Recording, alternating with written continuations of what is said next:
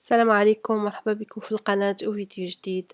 اليوم إن شاء الله غنحضروا مع بعضياتنا جوج ديال الوصفات بعجينة واحدة، ما فيهاش دقيق الأبيض، فقط دقيق ديال القمح الصلب. وصفات سهلة وبسيطة، ممكن نقدموها للغدا يا إما هكذا مع العائلة ولا كانوا الضياف، وأيضا إلا كان شي واحد صايم. مالح وحلو، يعني غوتي يجمع جوج ديال الحاجات كيف ما قلت، المالح والحلو. كنتمنى إن شاء الله يعجبكم الفيديو وتفرجوا فيه وتجربوا هاد الوصفات هادو. نبداو بسم الله.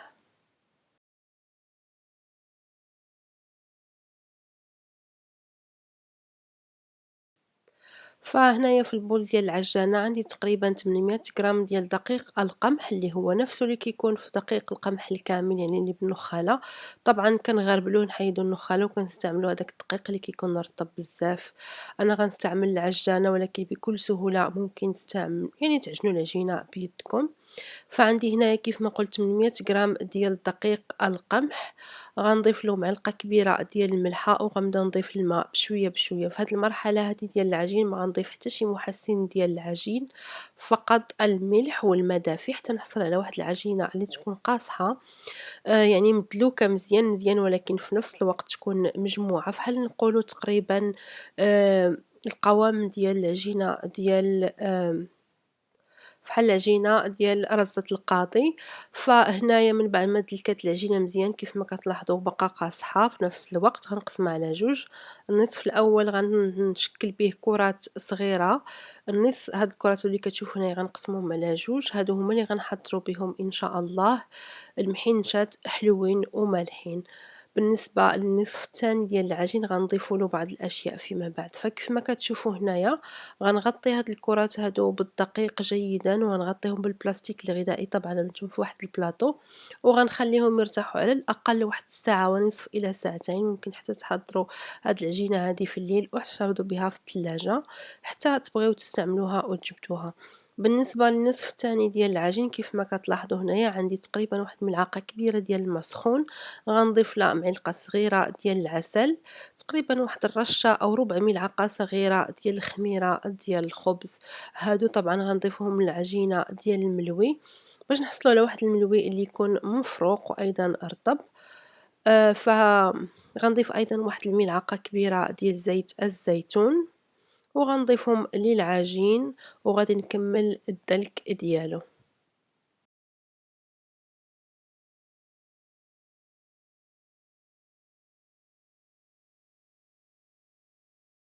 فمن بعد ما دابت الخميرة في الماء دافي وباقي العناصر غنضيفها للنصف الثاني ديال العجين، وغادي نشغل العجانة على سرعة تكون مرتفعة، ونخليها تدلك مازال تقريبا واحد 7 ديال الدقائق حتى تشرب العجينة جيدا هذاك الخليط ديال السوائل اللي طبعا استعملنا فيه العسل والزيت والماء والخميرة. وغادي نحبس العجانة كيف ما قلت من بعد 7 ديال الدقائق.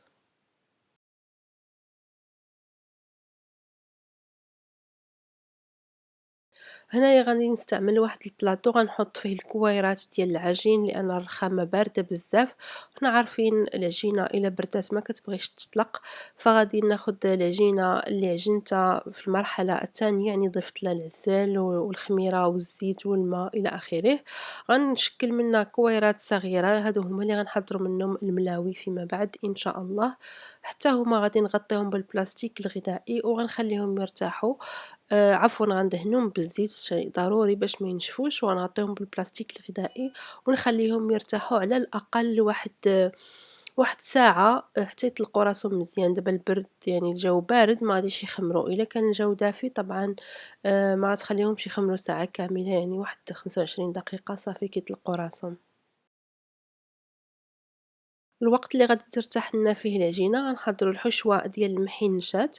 عندي هنايا 2 حبات ديال البصل اللي قطعتهم قطع صغيرة جدًا، آآ من الحجم المتوسط، وضفت لهم 4 ديال المعالق كبار ديال زيت الزيتون. طبعًا غنتبلو بالملح وشوية ديال الفلفل الأسود، وغادي نقلي هاد البصلة هادي حتى تهبط شوية، عاد غادي نضيف لها باقي العناصر.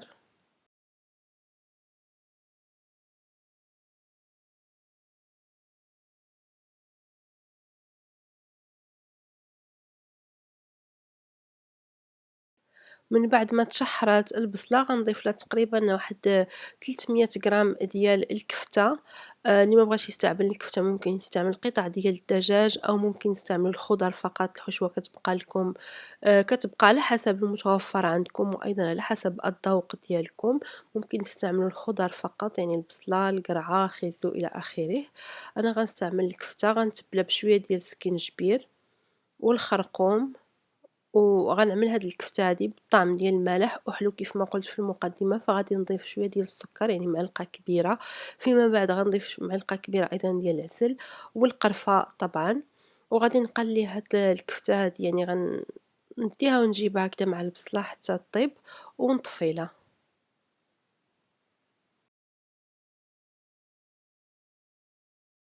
صافي من بعد ما طابت الكفتة غنضيف شوية القزبور المعدنوس كيف ما قلت لكم. ضفت واحد الملعقة كبيرة ديال العسل غير باش تعطينا داك الطعم ديال الحلاوة يعني تقريبا بحال الطعم ديال البسطيلة. فغادي نحرك مرة أخيرة وصافي غنخلي الحشوة تبرد باش نبداو في تحضير المحينشات ديالنا.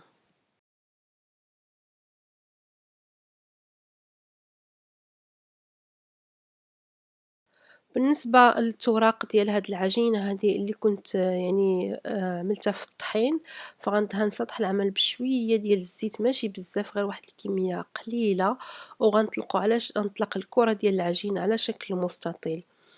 إلا استعملتوا الدقيق الأبيض هاد العجينة هادي كتكون رطبة أكتر وكتعطينا الطواعية في العمل أكتر يعني كتكون كتطلق بسهولة أكبر. ولكن حتى هاد العجينة هادي غتجي مقرمشة وزوينة وغادي تطلق ماشي ما غير هي غتكون شوية صعيبة في الخدمة ديالها. فغادي نطلقها على هاد الشكل هذا مستطيل وغنبدا نجبد العجينة بشوية بشوية حتى عند تقريبا الرخامة تبدا تبان لي من تحت العجينة.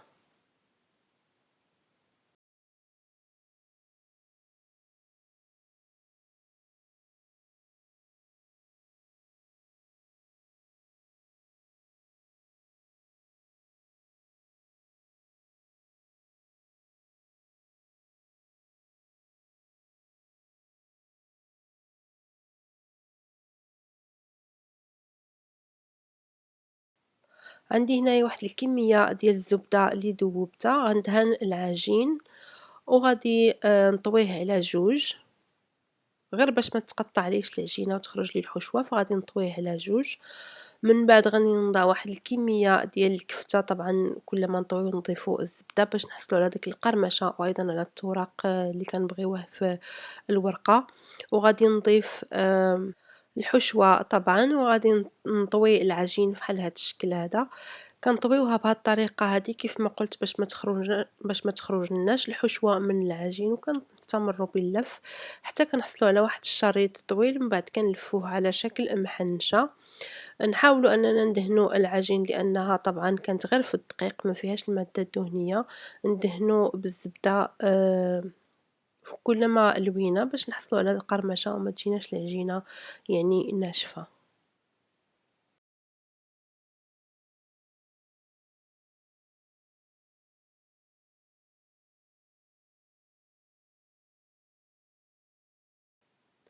غادي نكرر نفس العملية مع باقي الحبات ديال العجين يعني غندهن سطح العمل بشوية ديال الزيت وغنطلق المدلك على شكل مستطيل ونبدا نجبد العجينة فحال هاد الشكل هذا.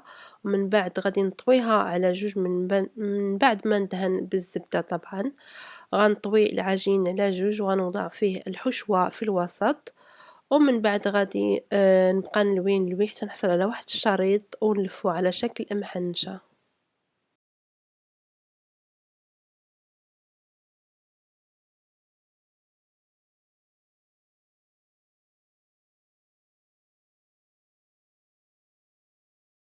كلما كمّلت قطعة ديال العجين أو محنشة كنحطها في الصينية اللي غتدخل الفران مدهونة بالزيت أو ممكن طبعًا من الأحسن تستعملوا ورق المطبخ. أنا ما عنديش ما بقاش عندي فدهنت الصينية بشوية ديال الزيت. الفران مسخّن على درجة حرارة 180. غندخّلو من الفران من بعد ما دهنته بشوية ديال أصفر البيض اللي طرّبته مع الحليب. وغادي ندخّلهم للفران يطيبوا على خاطرهم. إلا كان الفران ديالكم كيسخن بزاف فنقصوا العافية خليهم يطيبوا على خاطرهم ويتحمروا من الفوق. كياخدوا تقريبا واحد 45 دقيقة. نحاولوا أننا ما نشعلولهمش الفران يكون سخون بزاف باش ياخدوا الوقت ديالهم في الطياب، ما يتلهفوش من برا أو يتحرقوا ويبقاو معجنين من الداخل. فكياخدوا تقريبا واحد 45 دقيقة وكيكونوا واجدين.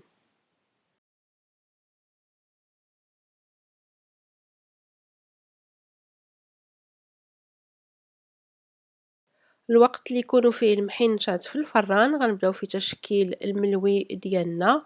غندهنوا سطح العمل بشوية ديال الزيت، غنحطوا حدانا طبعا الزيت، الزبدة وشوية ديال الدقيق الفينو، او الا عندكم السميدة ممكن تستعملوها اللي بغيتو. كنطلقوا العجينة باستعمال الزيت فقط حتى كتولي شفافة وكتولي الرخامة كتبان. من بعد كنعملوا قطع ديال الزبدة، من الأحسن أنها تكون في حارة المطبخ ما ندوبوهاش، وكنرشوا شوية ديال الدقيق. كلما كنطويو كنضيفوا شوية ديال الزبدة وشوية ديال الدقيق وكنلفوا بهاد الطريقة هادي.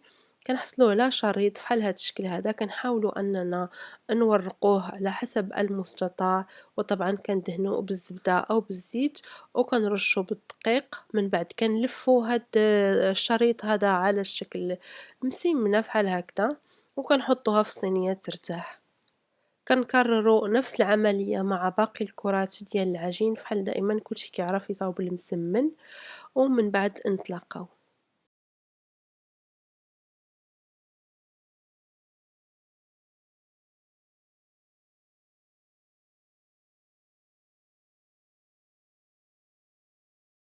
من بعد ما كملت الكرات ديال الملوي كاملين غنعاود نضغط عليهم بشوية بشوية باش ما يعذبونيش في الطليق، يعني كنخليهم يرتاحوا من بعد كنضغطوا عليهم بشوية بشوية حتى كنحسوا بها العجينة اللي طلقات او الكرة اللي طلقات هي اللي كنبداو نطلقوها ونشكلوا منها مليوية. غادي نسخّن المقلة الثقيلة فوق نار متوسطة، غنرش شوية ديال الزيت ونخليها طبعًا تسخن مزيان عاد نبدا نطيب الملوي ديالي.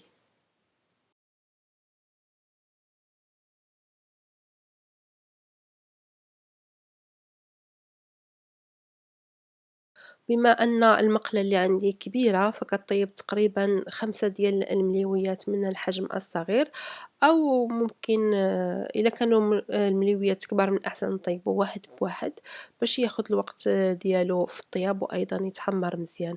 فأنا هنايا غنطلق 3 في المرة الأولى غنوضعهم فوق المقلة.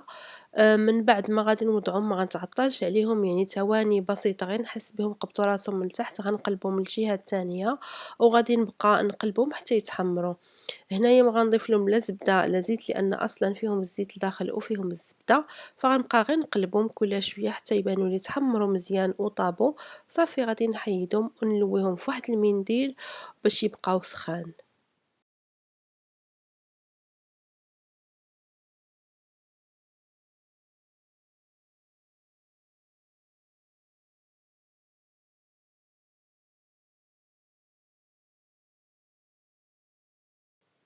من بعد ما كيطيبوا كيف ما قلت كنعملوهم في واحد المنديل وكنلويوهم. هذا هو الشكل ديالهم. هنايا من بعد ما كيبردوا تقريبا من بعد نقولوا واحد 10 ديال الدقائق ما كاملاش، يعني ملي كنساليو واحد الكمية ديال الملوي كنبقاو نضغطو عليهم فحال هكدا، يعني هما ملويين في المنديل كنبقاو نضغطو عليهم فحال هكدا باش كيتحلوا وما كيبقاوش هكداك كارمين، فكيجينا الملوي مفروق وأيضا يعني ما كيجيش هكداك كارم. فهذا هو الشكل ديال الملوي ديالنا. بالنسبة المحنشات من بعد ما كنخرجوهم من الفران كنخليهم يبردوا واحد 5 ديال الدقائق. بالنسبة للتزيين كتبقى على حسب الرغبة. أنا غادي نرشهم بشوية السكر كلاصي وغادي نزين أيضا بالقرفة.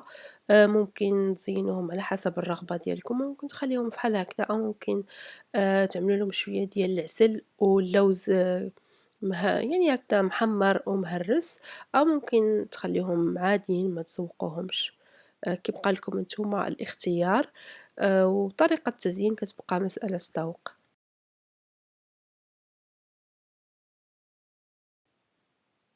هادو هما المحنشات ديالنا من بعد ما خرجوا من الفران وزيناهم كيجيو مقرمشين بزاف، والحشوة أيضا كتجي لذيذة مالحة وحلوة. هذا هو الشكل النهائي ديالهم. بالنسبة للملوي كيف ما كتشوفوا كيجي مفروق أيضا وكيجي لذيذ بزاف. هاد الطريقة ديال العجن كتسهل علينا العملية أننا عجينة وحدة كنحضروا منها جوج ديال الأشكال بلا ما نبقاو نعجنو عاوتاني نعجنو المرة الثانية. كنتمنى إن شاء الله الفيديو ديال اليوم يكون عجبكم واستفدتوا منه شي حاجة. كنقول لكم شهية طيبة، وإن شاء الله نتلاقاو في الفيديو القادم. السلام عليكم.